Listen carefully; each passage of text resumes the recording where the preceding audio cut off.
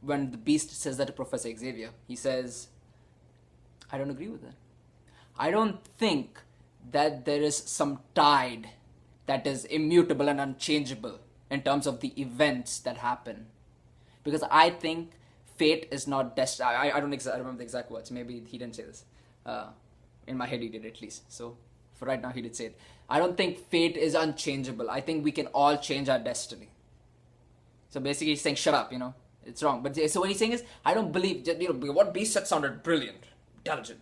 I do not agree with that. I don't think there is a tide that determines the events that happen and that we all have to succumb to it, to destiny, and we don't have the power to change our fate. I do not believe do not believe that. When Napoleon Hill said that habit, we weave this web of habit that we cannot change when we get beyond that point of no return, I do not agree with that. I think we all, no matter where we are, can change. Yes, for some people it's easier than others, and depending on how long you've been doing that, it might be more difficult than for somebody else who's been doing the same thing for lesser time.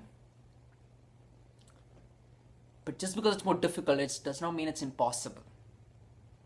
So I disagree with that statement. So the reason I'm putting these two concepts in juxtaposition, big word, putting them beside each other, even though they're seemingly unrelated, I'm trying to point out the concept that there are very few things, I would venture to say hardly any, I can't think of anything at the top of my head right now, that cannot be changed, that you cannot change.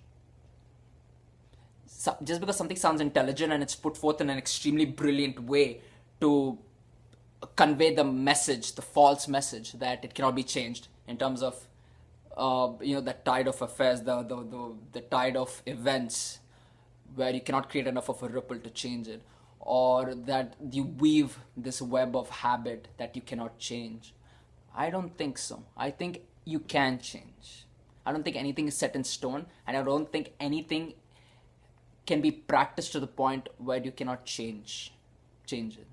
So I think I'm trying to point out two concepts. One is, not everything that glitters is gold, not everything that sounds intelligent is right.